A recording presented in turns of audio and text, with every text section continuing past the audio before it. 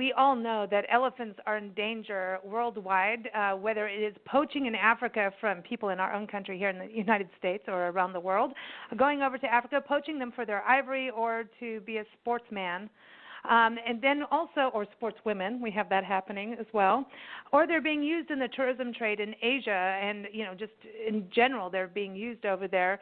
So Big Bend wildlife and environmental expert Adam Roberts is back on the show. We call him the compassionate conservationist, and he is on the advisory board of the Elephant Project, and he's back on Big Bend Radio's Happy Hour show to talk about this project, which is really unique in taking conservation issues and really coming up with a different way of tackling them that needs to happen. And when you start hearing about this, when you think about where elephants are today and you hear this plan, you're going to realize when these kind of plans roll out, it means that elephants are in a dire situation. So I encourage you to go to the website, theelephantproject.net, and take a look at this and get involved. And also keep up with Adam. You can hear his past interviews and magazine specials with Big Blend. Just go to blendradioandtv.com, and you'll see him in our expert department. Adam, welcome back to the show. How are you? I'm doing excellent. Thanks for asking. How are you guys? Oh, we're doing good. It's happy hour. We had people talking about Wolfman Jack. We never thought the divas talking about hanging out with Wolfman Jack. It's been kind of crazy, actually, in the beginning that I didn't expect. But, there we go. But that was an excellent answer. I was surprised by that. I know you heard that, and we were like, what? What happened there? It got a little crazy, but it's all good. We like that around here. But, I know we're happy hour, but elephants, like I was reading the Elephant Project, and again, everyone, theelephantproject.net, and reading these plans, and it just really made me really think even further. I know over the years we've talked about the dire situation that elephants are in, and I would like you to remind everybody about that and where we're at with it. And then it just realized, reading this plan, that it is really true when it comes to talking about sanctuaries, and in a good way with this plan, that it really means we've come to that road where we need to now, we're at that point for elephants, right? That's pretty much where we're at. They're in big trouble when this kind of thing happens. Yeah, that's right. And I think, sort of stepping back and thinking about the plight of elephants, you alluded to it in your introduction, that there's this global threat that continues to face elephants, and we've been fighting these battles to protect this amazing species in Africa and in Asia and within Africa, in the savannas and the forests as well. And we've been fighting that battle for decades now, right? And, a lot of it is the ivory trade. Most people are familiar with that, people who are killing elephants for their ivory tusks to ship them overseas for jewelry and musical instruments and all manner of belongings. And that's depleted populations. But then there's also the problem of people increasingly moving into areas of elephant habitat as human populations expand the available land for wildlife, including these huge transboundary animals like elephants, starts to dwindle, and then you end up with conflict. And, of course, when there's conflict, there's ultimately going to be violence.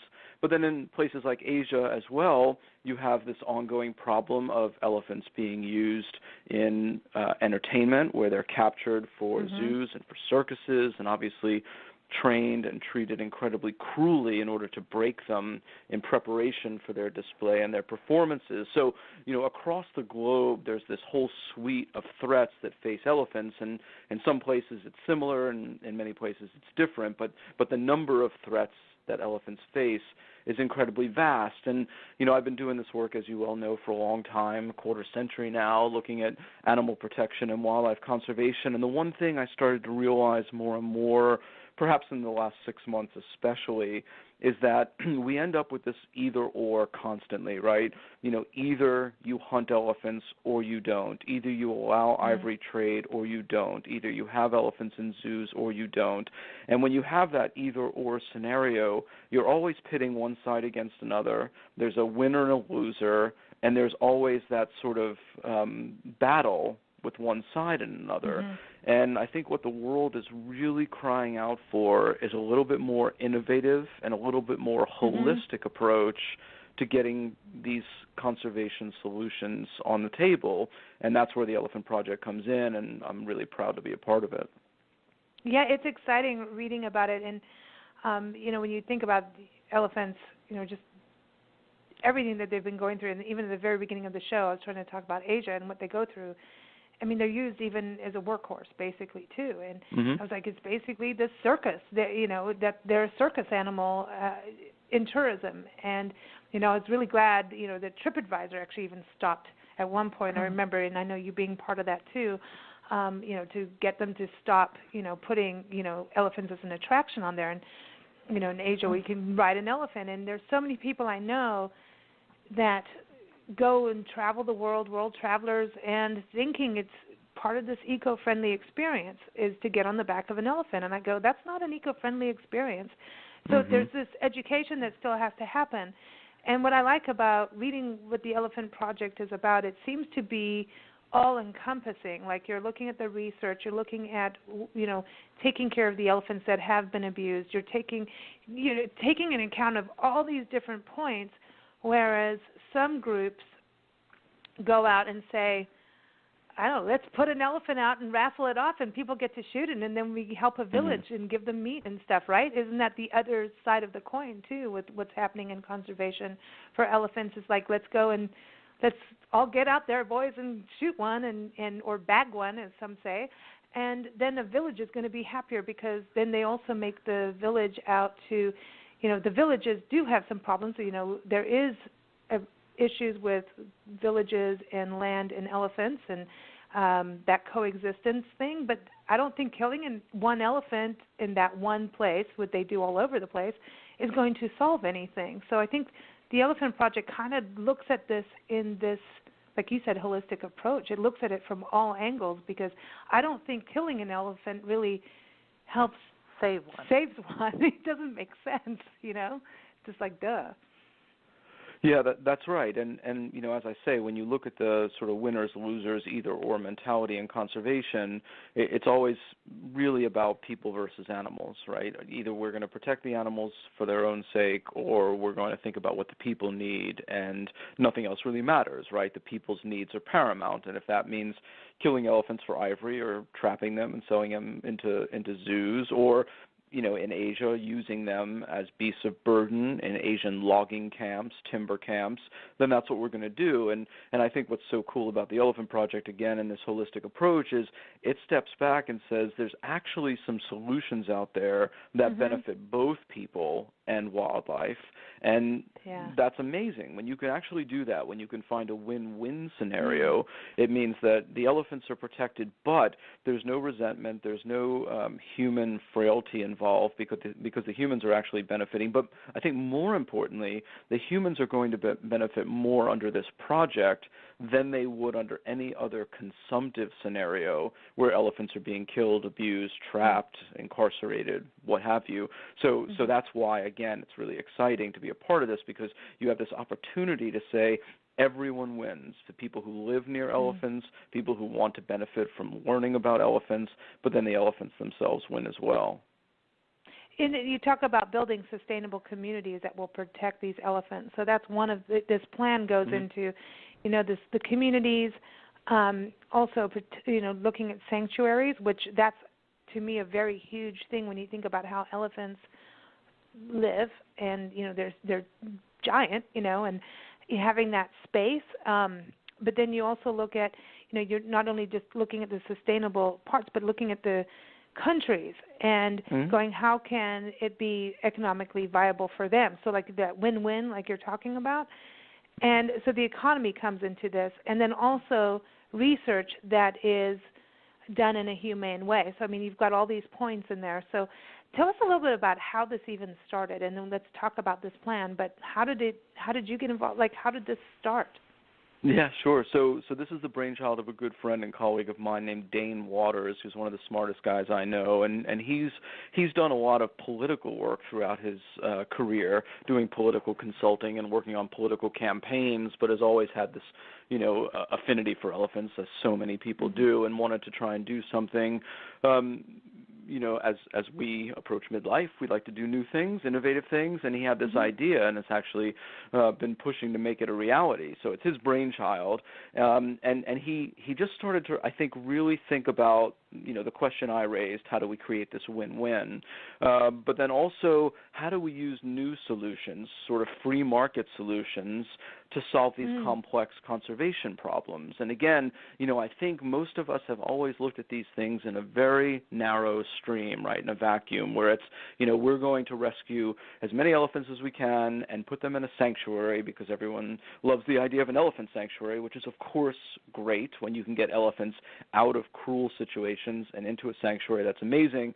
But that doesn't necessarily work everywhere in the world. It works for, the problem in the United States, and we have 2 great elephant sanctuaries in the U.S., the one in Tennessee, the Elephant Sanctuary, and the Paws Sanctuary out in California. But globally, you really have to look at it in a broader context, because the threats that elephants face are much broader in other countries, especially in developing countries.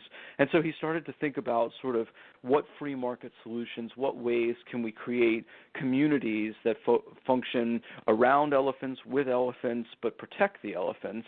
And he came up with this project. And so sort of the central concept of the project is that we are creating, if you will, a sanctuary. So we want to have a protected space for the elephants. But as I said before, sometimes if we endeavor to protect elephants, people become displaced. If we take land that people had access to and make it a protected area, then they lose their ability to gain economic revenue from that land, to have homes in that land. They may become displaced. And, of course, if that happens, it's not only bad for the people, for their families, but it's also bad for the relationship that they have with the wildlife. There becomes a natural resentment. The government has taken this land, protected it for elephants or other species, and now I have to move my family. Exactly. Yeah, then they get... And so what... Right, and so what this does, the project concept does, is say we're going to create these holistic communities where, in a sense, we are having an elephant sanctuary, but it's a huge, huge elephant sanctuary. Think 1 million acres in a place like Myanmar.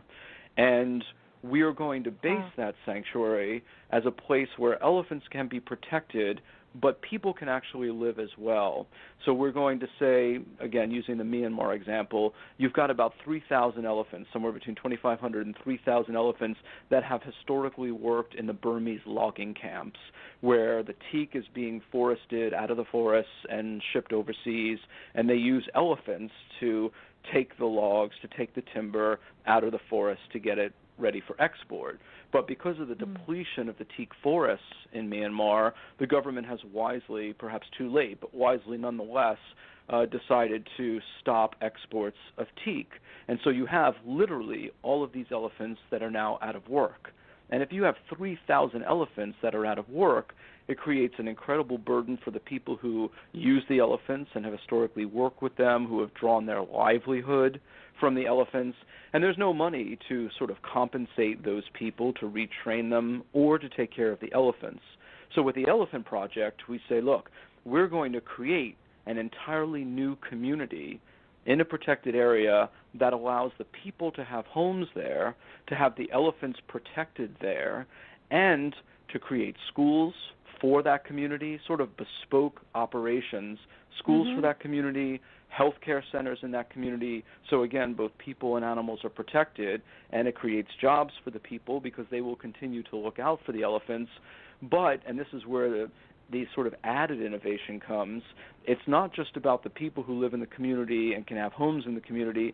It's about people like you and me buying properties in that community. And that's really where that free market concept comes into play, where I can buy a home in Myanmar or in Africa in a place like Malawi where another project might be set up, and that revenue from the purchase of that home will go back into the community to provide for the school and the healthcare center.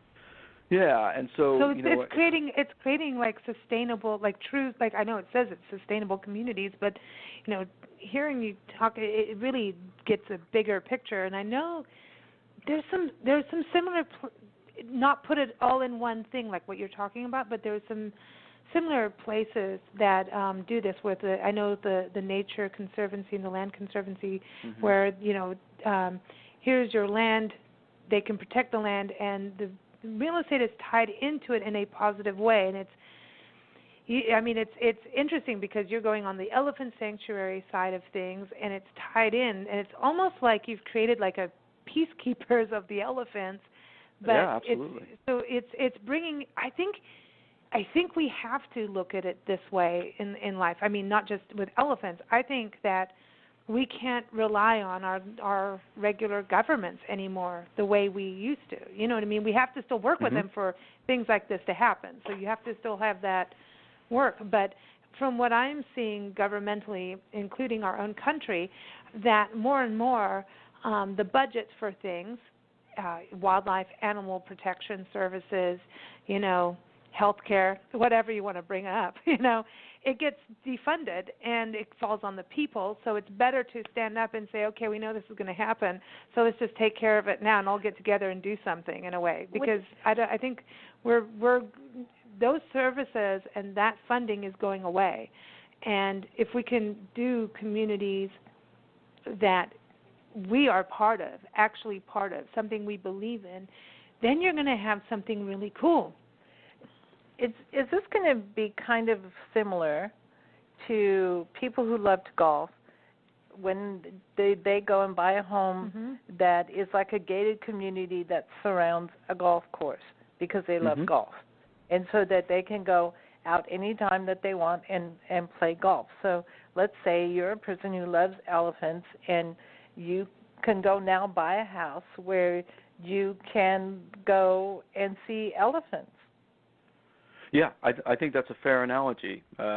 Absolutely. Okay. Of course, you know, golf is a little strange because the concept of taking all that green space and making it a golf course. Yeah. But fundamentally, I was trying to think of.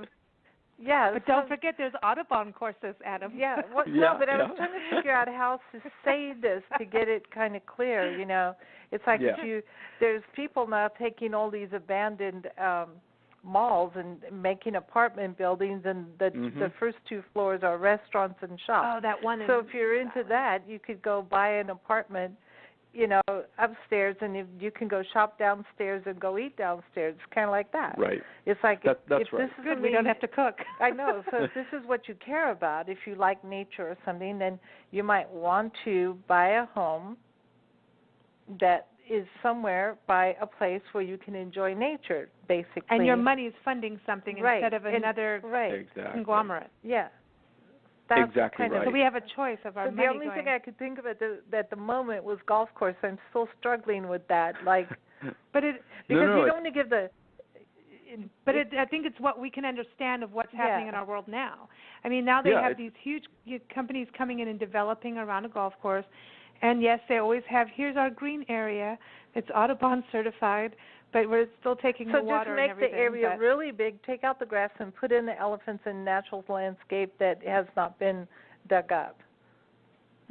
Yeah, so I think that's exactly right, and as I say, the analogy is right as well, and I think because of the nature of where these projects will be once we get up and running, there really is going to be an incredible amount of land that is natural land for these animals, and therefore it's going to be very easy to assimilate the elephants in, and then it's just a matter of building the homes, and yeah, so it's exactly right that, you know, somebody who cares deeply about wildlife and about local communities can say, you know, I'm going to build and pay for this house and know that the proceeds of the sale of that house get plowed back into community conservation, back into community development, back into community education. All of that money goes back into the community. So as you say, it's a sustainable model. It continues in perpetuity, and then the people who live there also have a vested interest in ensuring that the community is effective in terms of conserving the elephants, protecting the elephants, because that's really why the people are fundamentally choosing to buy that home there. And as these places get built, these communities get built around the world, you know, you're going to have people, I assume there's, you know, terrific wealth in China, and people who may want a second home from China who could buy in a place like Myanmar or the Middle East or anywhere in the world. You could have this really diverse and eclectic revenue stream coming in to support these community conservation efforts and have these elephants protected in perpetuity. So it's exactly right, and I think because it's a slightly new model, it's sort of a a riff on the ecotourism concept. You know, you have these eco lodges around the world, and in that scenario, the lodge is owned usually by a foreign operation, and people like me would go there, and they would count on me for 3 or 4 or 5 bed nights. And there may be times when the lodge is empty. There may be scenarios in which the rooms aren't getting filled, and as you point out quite rightly, if the government starts to make bad decisions in terms of wildlife protection, well, then people like me probably won't go there for our ecotourism holiday because the animals won't be protected in the national parks and the protected areas. I won't be able to go out on safari. You know, there'll be poaching, and that's dangerous. In this scenario, because the homes are being bought outright, you do have that, you can count on that sustainable source of revenue. It's not going to fluctuate so much. So yeah. I think you're quite right. Yeah. I want to go back to this also about the government side of things too, because what I think is interesting about it, how we think about sustainable communities, and it's like, okay, are you recycling, are you composting and things like that, which is great, right? And it should be. And I want to go into the development of these. I mean, the home's going to be more environmentally friendly, that kind of thing, when you look at a sustainable area. But before that, when you're talking about schools and creating, this community, like a true community like that, and you look at governments, especially in those areas, and in places like Malawi and, Myanmar, I think a lot of times the locals don't have that. They don't have the schooling, the clinics, and things like that. So when they are relying on sometimes getting the money from poaching and stuff like that, and then they turn around and see, wait, these elephants are bringing us even more than something. I mean, even hunting is it fluctuates too. I mean, who's coming in, that kind of thing. Whereas a sustainable community is that it's sustainable. Like people are living there, so you've built something that there is a school, there is a place to get health care, and I don't think the governments aren't doing very much in that way a lot of times. And we're looking at a lot of nonprofits coming in, but then they fly off. And even like now, we can't even say the UN can go and help from our side in the States, can go and help people. So a lot of that is changing, and who knows what's going to happen when we look forward now. I mean, just look at it. Look at what's going on in the world. So this is really smart, I think. It's a big project, though. It's big. So how do you see it getting funded? Like, how do you make it happen? So, the biggest part of it is, the most important part is the public-private partnership concept, which you alluded to just now, the fact that, we will need both government support and private support to make it happen. So, and I think that's really important for governments, first and foremost, for them to recognize the importance of the Elephant Project, because, it's in their best interest to turn some of this responsibility over to people like us, because in the Myanmar example, they have all of these people out of work. They have all these elephants that are going to need a way to be looked after, and you can't just release them back into the forest, because if you just make these logging camp elephants technically wild, just literally let them go, you're going to just end up with a conflict situation. The elephants are going to come in conflict with people. So you do need some sort of mechanism to moderate that problem. So having this public-private partnership where, in the first instance, the government recognizes that there is a problem that needs to be solved, and this kind of free market alternative is a way to solve it, is important. So getting that governmental buy-in might then lead to things like land acquisition. So the government might say, we're willing to give to the Elephant Project enough land, that hypothetical 1 million acres I alluded to at the beginning of the conversation, so that the project can be built. That's, hurdle number one. And then you start working with literally urban planners, city planners, to start to sketch out how the community will look, both for the people who will live there because they are local community members, the people who want to invest in the community from outside the country, how all that will look. And then literally it's like any other planning project where you're sort of planning a community, planning a city, and you're selling homes. And it becomes a real estate project in many respects that's happening in parallel to the conservation project. So on the one side, we have a team that's going to be working on how do we build the homes, how many homes, how big, where will they be, and how can we go out and market to the global public to sell the homes and start getting bids and getting that money collected. And then at the same time, you've got the conservation team, the animal welfare team, looking at how do we secure the elephants in that area to make sure that there won't be conflict, that the elephants will be protected from poachers, that we can have research teams looking at and working in the elephant areas, and all of that happening. And then the third team that's looking at provision of community services. Where do we set up the health clinics and the education centers? I assume, my personal experience over the years all around the world suggests that these kind of services are really craved by local communities, that there are some places that are really remote, and they just don't have access to education. They just don't have access to health care. And the only way they get it is when you have an NGO, a charity, come in with a mobile health unit or dollars to the local school to make it happen. And in this case, they're actually going to get it and own it, and it's going to be there all the time. It's going to be brick and mortar as opposed to a van that comes through with a doctor once every 3 months. Yeah, so you have all of those things happening in parallel. Yeah. This is exciting. It's strong. Like it's a really huge concept. Well, it's about building a community with the basis of conservation in mind instead of going a golf course. Right. It's swapping the golf course community. Because that's here in Arizona, we have entire communities that thrive on a golf course. It's just like a military base would have. The military has its clinic, it has its grocery store and everything. I mean, it really does. Until you need something specialized or further care, But it's true. In Africa, I mean, it's like half the time, you're lucky if someone comes in and, I mean, at that point, you could be done. I mean, it's true.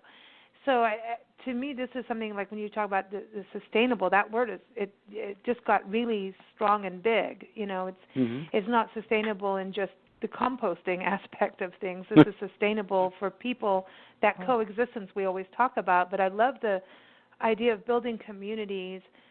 And it's and also to me, it's also a way of protecting land. Because to me, I think we're losing land. Like when you were talking about golf courses, we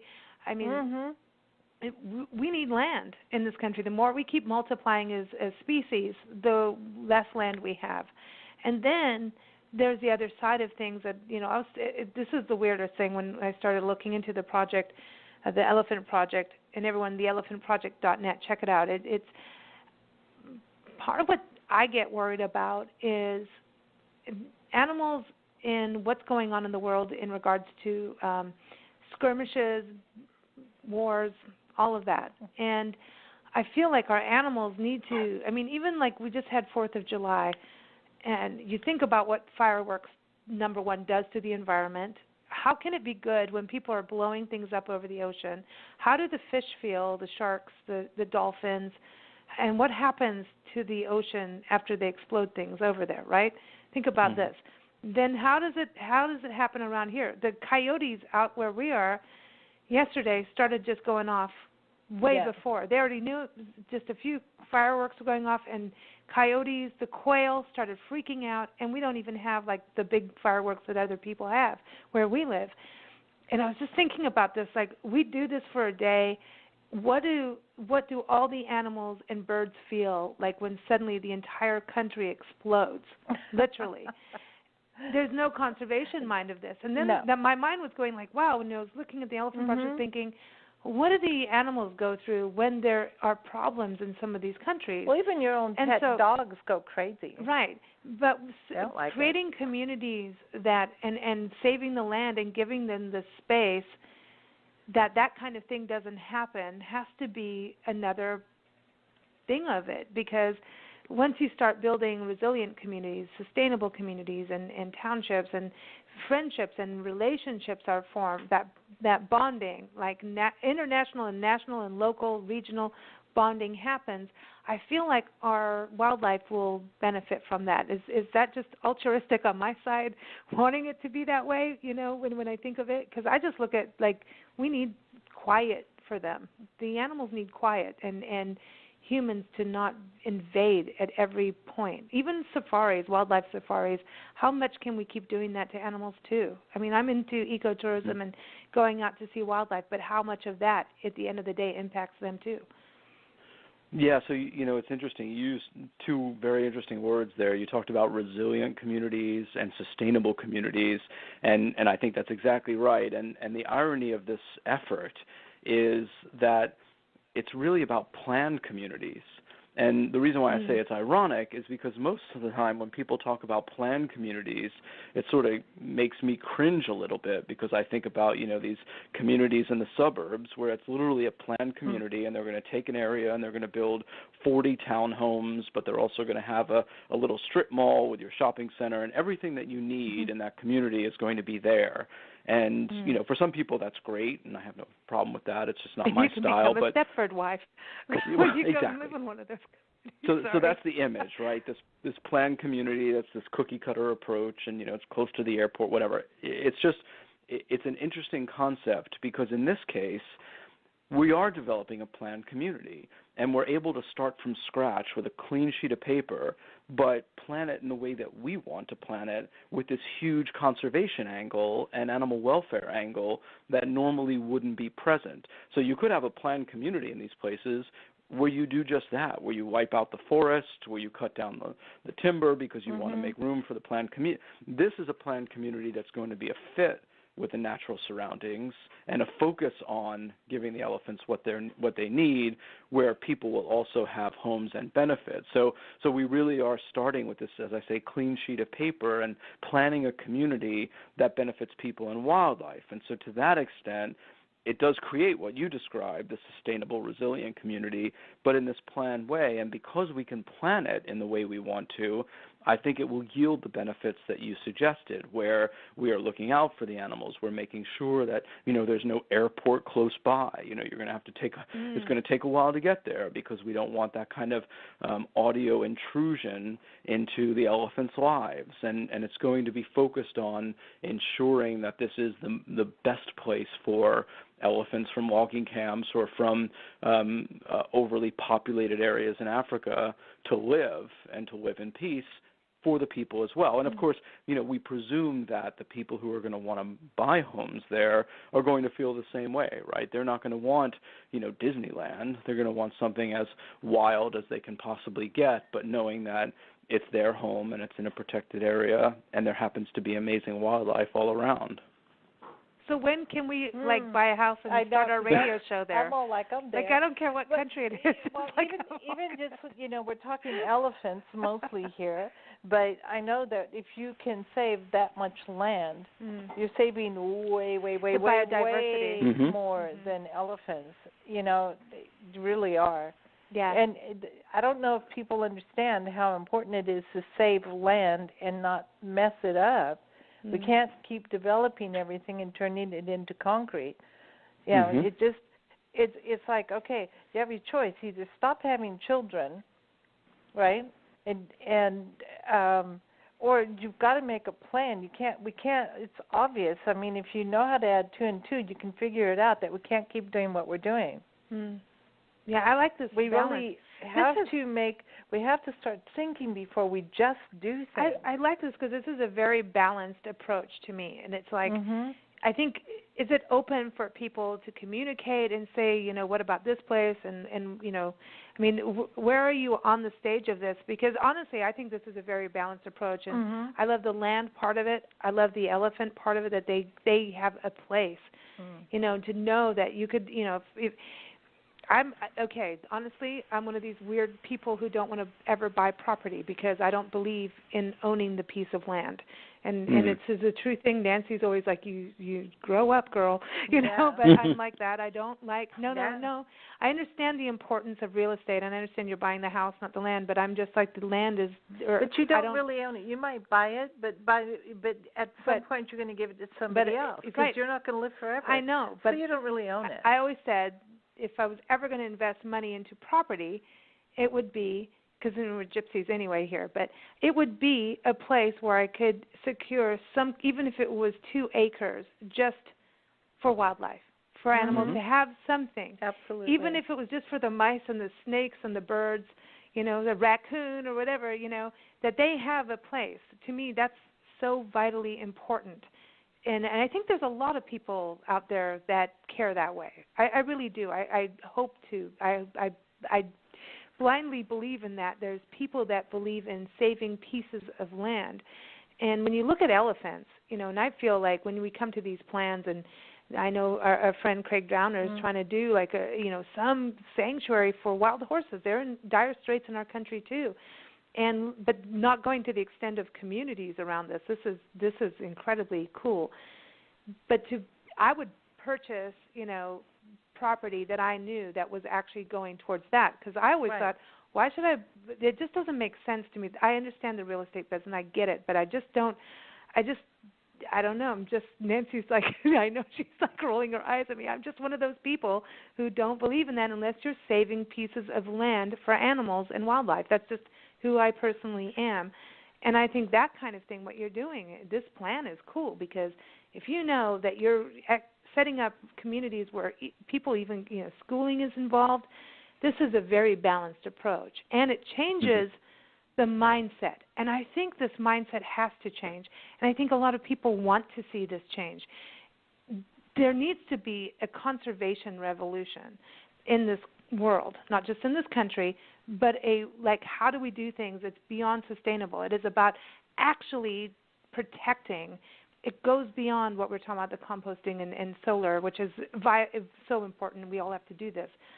But this goes really beyond. This is a very, very smart. This dude is smart, Adam. Yeah. Well, and let me just say, you know what I mean about the land.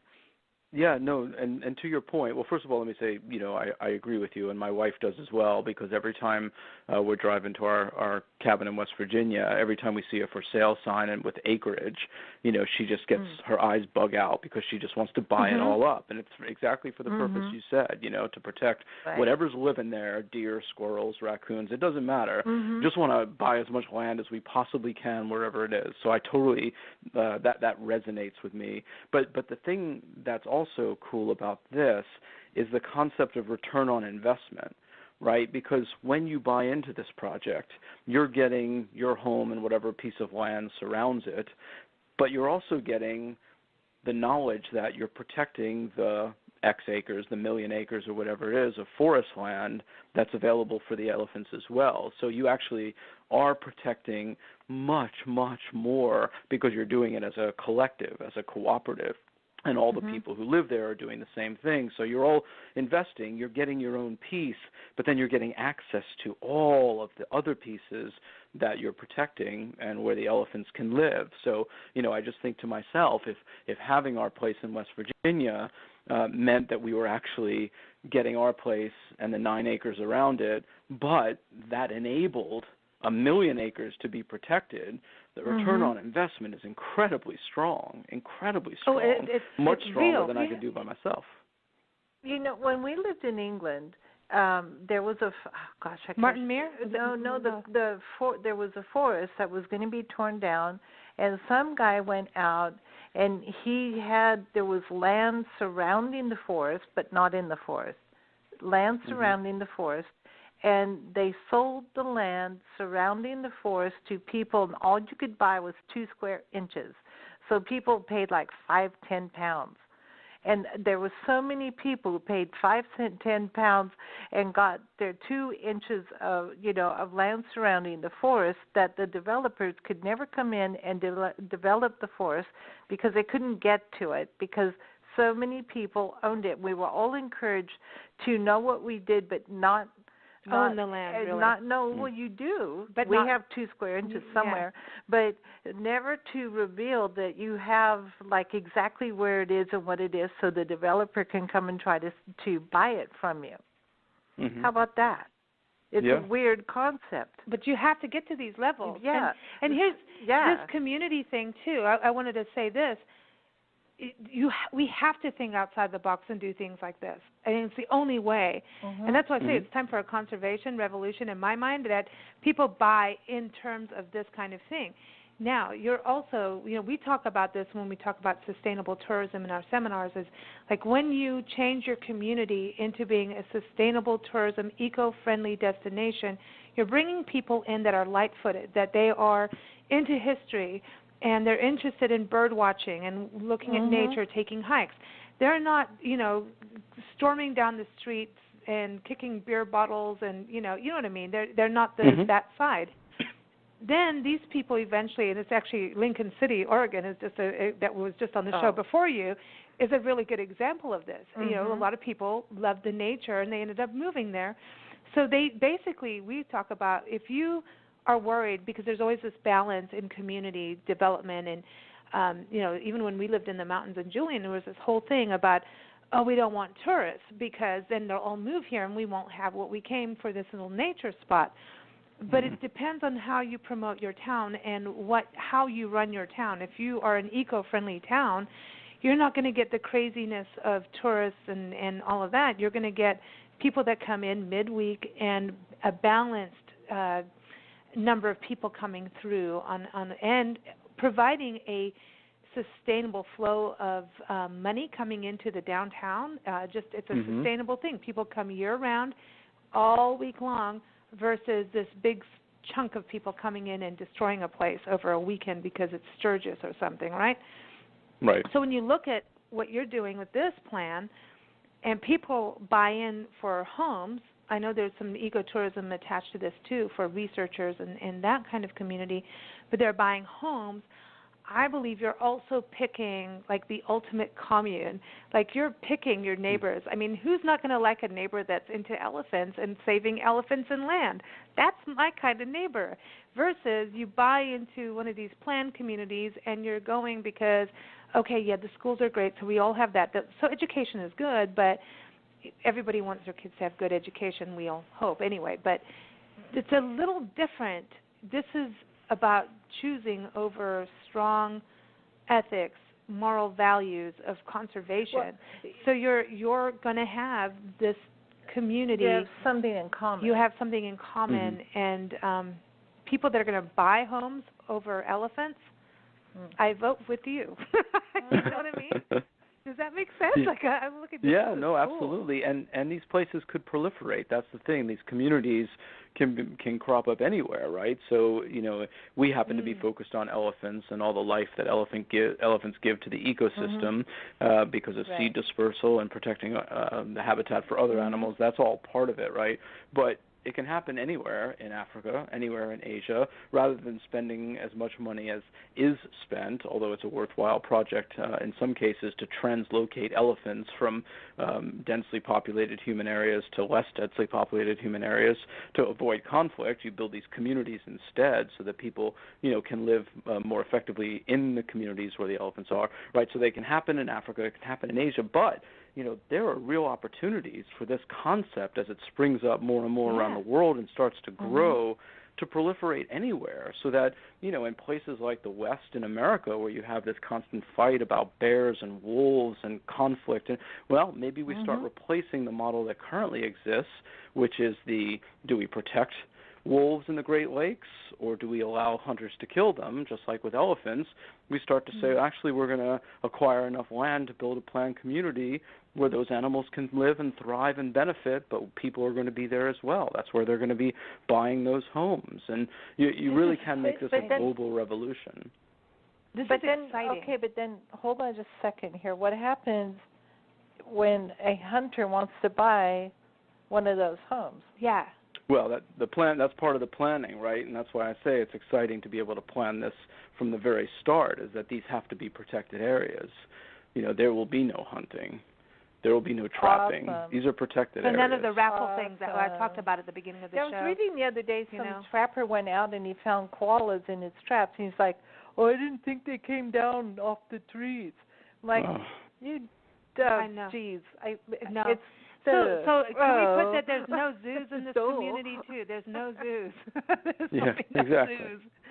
No zoos, no circuses. There will be none of that. No trapping. None of that. So this could change the landscape. I mean, it's a huge project, and I believe it. I think it's a really smart. I mean, really, what we're doing is changing our focus from golf courses and tract homes.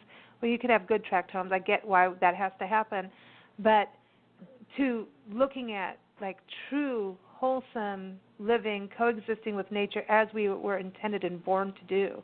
I mean, we are part of, you know, the animals. Well, the thing world. is, if we're just let loose to do whatever we want, developing-wise, we're going to end up with everything concrete and no plants, no trees, no oxygen. And everything's just going to be, Trump Towers. Yeah, okay. Very good. Well, it's true. Let's just develop everything, rape, pillage, and plunder it, and have quality of life. Now, those two things do not go together. You cannot have quality of life if you're ripping and tearing up everything. Killing does not equal quality of life. I mean, when we're talking elephants, I get that, but I see saving of the land as a premium thing here that has to happen in this world. If you don't have land, you don't have animals. You don't have birds. You don't have plants. If you don't have land, you don't have oxygen. trees. You don't have oxygen. And if we keep throwing toxic stuff into wherever we can throw it, then even your air and your water is going to be bad. So if you really look long term, you're actually saving ourselves. So yeah. All we have to do is educate ourselves enough to understand we're killing ourselves. So it's about time we, had a reality check what's going on here. I really love this plan. I'm getting kind of giddy. Not kind of. I'm bugging out because I think about all these places, that we've been to recently too on tour with the national parks, and there's a huge ranching community around the country, but they meet in certain places that we've been to, and they're trying. Even your dog is excited. Listen to that. Yeah, sorry. Is that Pickle? Yes. Sorry. Yeah, she's excited. But the thing that excites me is that the ranching community is changing. They are looking at changing their soil and how they work with cattle, and I know ranches that are bringing in sheep, and there's ranches in Idaho that work with the Land Conservancy to move their sheep according to the wolves. So the wolves are tagged. They know the wolves are coming, so move your sheep so the wolves don't get shot. Well, and they have collars that tell them. But this is this kind of balanced thing where we can't be 100. You can't be all 100% pure because none of us are. We're human beings, but we can do the best we can. And I think when you look at this model, I see it working with ranchers in a way because they also have extra land. And so if you can buffer it with the right ranchers, not Ted Nugent, but the right ranchers, then he says he's not going to say bad stuff anymore. Whatever, I don't care. But you know what I'm saying? I think that it can even get bigger because I know that the ranching community, there's some that aren't ready to move and haven't come out, into the new world. But there are many, and actually the new world is actually the very, very old world of how we ranched and did things and how we raised animals and farmed and did agriculture. So when I'm talking about ranching, it's agriculture too. Organic, and how do we take care of our soil? Because if the soil is dead, we're not getting good food. We're not eating anything with nutrients, and neither is the animals, right, around them. So your birds are getting sick if they're, eating off of a pesticided Monsanto plant, or one that's even near that. So I'm looking this kind of in this other zone of my mind of where this can partner also when you get land. I know ranches aren't always the perfect thing, but I see this change is happening with some of the people we've been talking about. They have actual organizations working on this, holistic ranching, and I think that people are ready for this, Adam. I really do. Yep. Like the community, the ranching community, which I would never have thought of. Sorry, everybody out there that we do know, but it's true. I didn't think they were ready for it, but they are, and they're working hard at it, and they're working to they know that biodiversity is key to their farm. You can't have vegetables if your farm isn't biodiverse. You don't get the right nutrients. So they're all learning this. And so the more land we save, like with this elephant project, I think this can really catapult into something really big like you're talking about. I really see that nicely and clearly. And to that point as well, the concept of getting built-in expanded buy-in from these different communities, I keep thinking about, again, what we were talking about before, this concept of buying up as much land as we can to protect it, right? We want to acquire as much land to protect it for animals. And normally when you say that, like you say that out loud, we want to buy up as much land as possible. The natural reaction from the people who want to exploit the land or exploit the animals, exploit resources, natural resources, is to say, well, wait a minute, we want access to that land. And the thing about this model that's so intriguing and exciting is we do want to buy up as much land as possible, but it's for economic development. It's not opposed to economic development. It's just that it happens to have this conservation component that goes alongside with it. So, that the argument that we're somehow protecting land as opposed to allowing economic benefit from the land is an argument that disappears under this model of the Elephant Project, because we're buying up the land with the express purpose of allowing for economic development. It just happens to be this holistic and conservation-based economic development that benefits people and animals. So there's no economic loss with this model. It's actually an economic gain.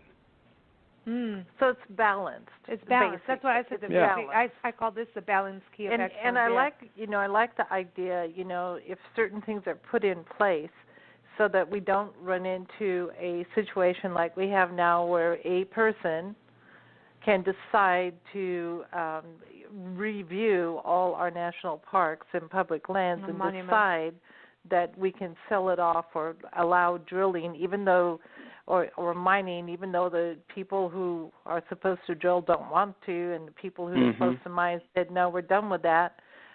Wake up, catch a fat wake-up call. That would be a protected thing because it's privately owned in a sense. Right. That's right. Ooh. Okay, so now let's look at the funding of this, because I think that's like the key of this, right, is having the funding to make this happen so people can buy into.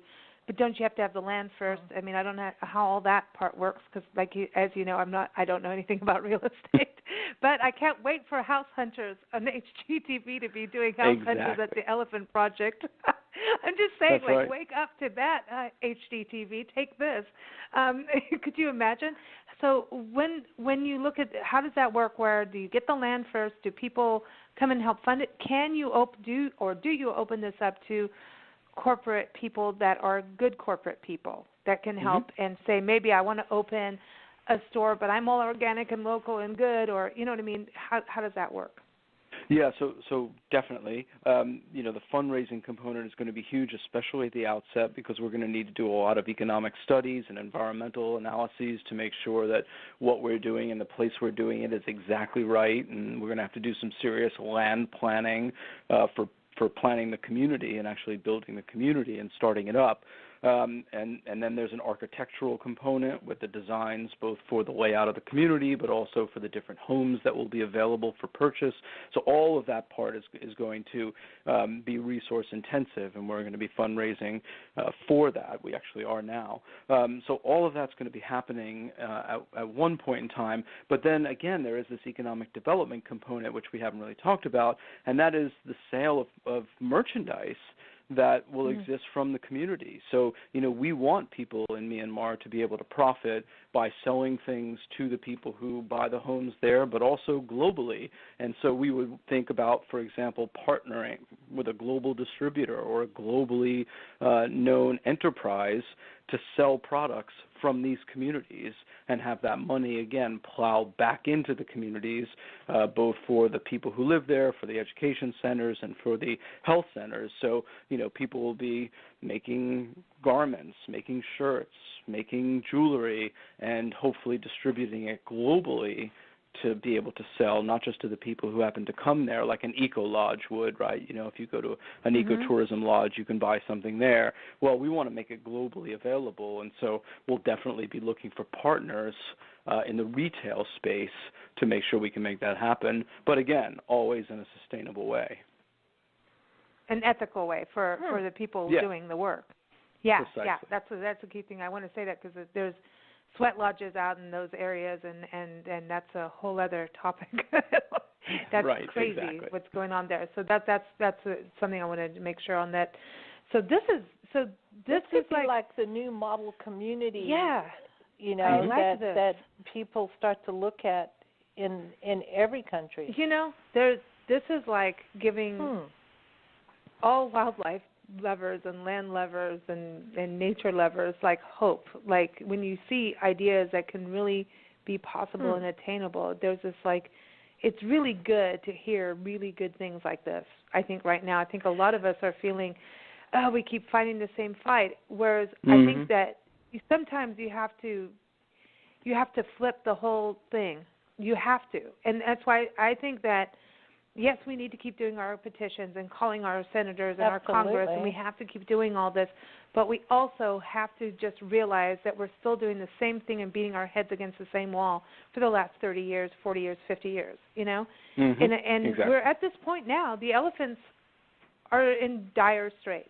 How many elephants do you think we have left? Do you think for Africa and Asia? What do you think? I mean, I know it just keeps going down, and rhinos are down, and lions are down, and so when you. But and let me just say, it's not just about the sort of the population and the fact that it's down. It's about the trends. The population trends that it's hard to get these populations in some places stabilized, and let alone increase. So that's why you really got to protect the areas that they require to thrive, not just think about how many of a certain species there are. It's not just about the numbers. It's about which way those numbers are going. And the biodiversity that supports them, like the dung beetles want the elephant poo.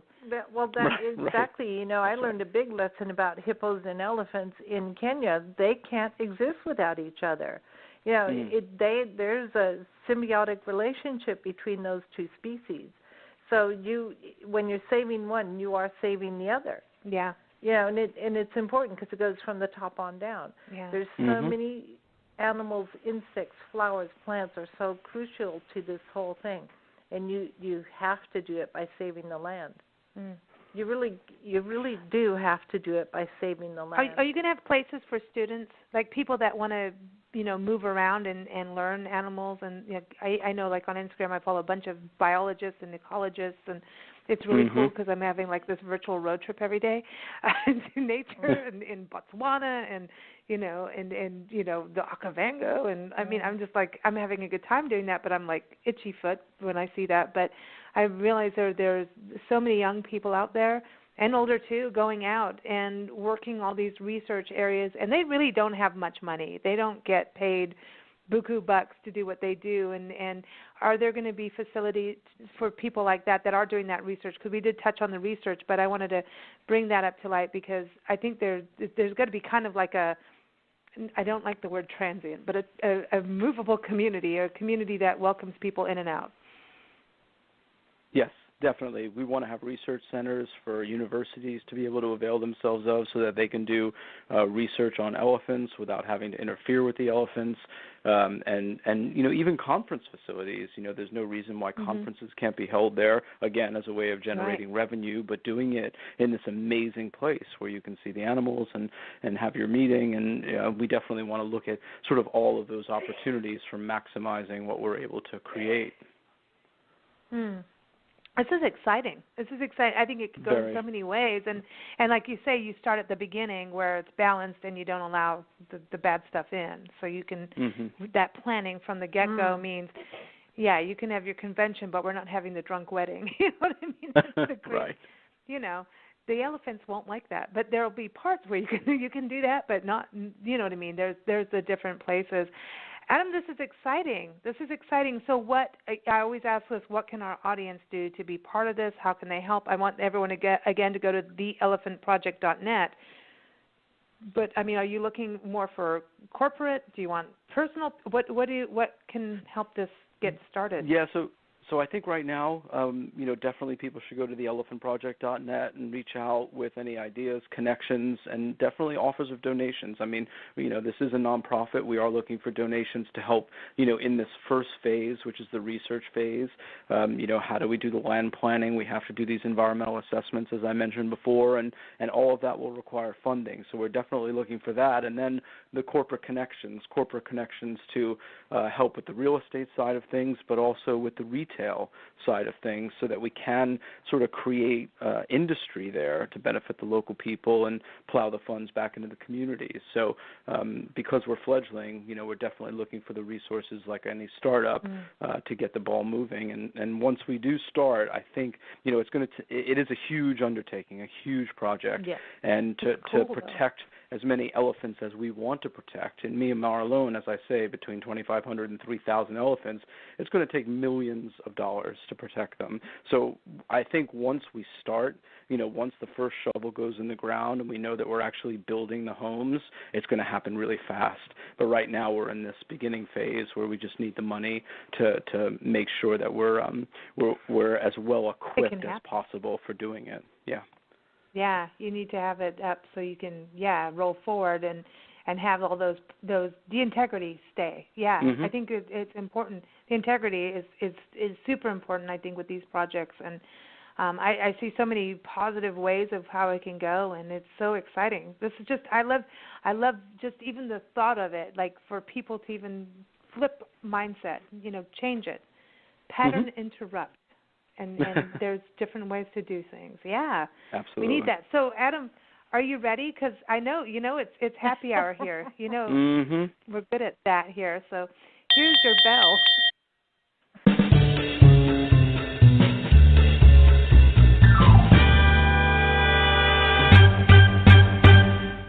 And the elephants charged the building. So, if you could have happy hour with anyone in the world, who would it be? Why? What would you drink? And where would you spend your happy hour? So this is an excellent question right now with all that's happening in the world. And as you know, in the past few years, my work has taken me all over the globe. I've traveled literally 150,000 miles a year. And I have a feeling that when this elephant project gets kicking, I'm going to be off to places like Malawi and Myanmar making it happen. So right now, I'd like to stay closer to home for a little while. I think President Obama lives about 15 minutes from me in D.C., and I would really like to be able to just show up at his place with a six-pack of beer and have happy hour with him and just get a real one-on-one about what he thinks is happening right now, just to get his candid views on the insanity of the office he once held and what's happened to it. So I think that's what I would do. Do you think it's worse than when we thought, like at the beginning? Remember the first show we had in January? And Les McCabe came on from Global Green, and it gets worse every day. When you think about that, do you what we all imagined could happen? Do you think it's worse than what we imagined? Oh, it's light years worse. I mean, it really is so much worse. Yeah, it's unbelievable. Yeah, I can't. Right now, we talk about land, and Nancy and I are just besides ourselves because, there's monuments here where we live. There's the sequoias, chopping down sequoias in the middle of the sequoia forest. I mean, like, are you crazy? It's insane. It's insane. Absolute insanity. But I do believe, on the flip side, there's a lot of people rising up and connecting that never did before. And I see a lot more people pro-environment, pro-nature, pro-wildlife, stand up for things. And even communities that don't normally get along over things. And I think that's important, too. We have to have that conversation. And, it's like, talk about hunters and things like that. And there's hunters and then there's the trophy hunters. And I think that we have to, as people, to move forward. If we don't have a conversation, we're not going to get anywhere. And I just feel like somehow we have to bridge that gap. And I don't know if it's about overcoming, like here we are, we've got 20,000 people versus your 5,000 who believe in what you do. I don't know if that way works anymore. I think it is about the project, like what you're talking about with the Elephant Project. It's flipping the entire mold that's going to make it. It's flipping the entire way of everything, how it's always been done. And when you flip that and everybody gets out of their comfort zone, then things start to happen and people start to think differently. And I think that there's just this mass way of this is how it's always been done. Don't reinvent the wheel. This is something Nancy and I really hate that saying. That word. But I think people who do reinvent the wheel, you freaking rock. And that's what we need. But when you look at what's happening right now, regardless of what party you believe in, I don't believe in either party. I have to be really honest. I think that we have to take a strong look of how our system's working. And I will give this to Mr. Trump. I refuse to say president. Mr. Trump has shown the weak spots in our system, and that's a positive. Mm-hmm. However, I would like to, I'd like to ask our Republicans in Congress, what the heck? What are you going to just wait till things get so bad we can't reverse it, or are they scared? What is it? What is it that they can't stand up and say, whoa, wait a minute? We're going to save our national parks because we always have. We're going to save our public lands because we always have. We're not going to let millions of people die because somebody had a brainstorm one night. Seriously, it's crazy what's happening now. It's beyond crazy. So everyone, just do the Elephant Project. It's cool. It's better. Do that. And then if all goes really bad, you can move to Myanmar or Malawi for some easy living compared to what we're going through. Seriously, Adam, I look forward to the day where I go, Big Blend Radio, we're airing from Malawi. Well, that'd be cool. Or Myanmar. Either one, who cares? It's both cool. They're both amazing places. I've never been to either one, but I'm game. Exactly. It's cool. You know what I mean? We're gypsies, but to me, it's cool. It's like, again, I think what you're saying, Nancy, I respect and agree with you, but it is, again, flipping the switch. Change it. And I love this. The elephantproject.net, everyone. Please go there, check it out. And, again, it's like even just look at it to think about how we're doing things in our own communities and how you can turn things around, take things that are bad, and how you can totally reinvent. You can. It is so possible. It is so cool, and it's so exciting to do it. I love doing it. Adam, I'm going to be sending you a long email, by the way. You got to look, because we have some projects coming up that go exactly with what the Elephant Project is doing. So I'm going to be sending you some information. But everyone, again, keep up with Adam, blendradioandtv.com. You can see his profile page on our expert department. Click on him because he's fine with that. Click on him and Pickle, his dog. You can listen to his past interviews. But we look forward to hearing more about the Elephant Project, Adam. Thank you so much. Absolutely, my pleasure. Take care. You too. You too. All right. Everybody, again, theblendradiondtv.com. Keep up with Adam there and theelephantproject.net.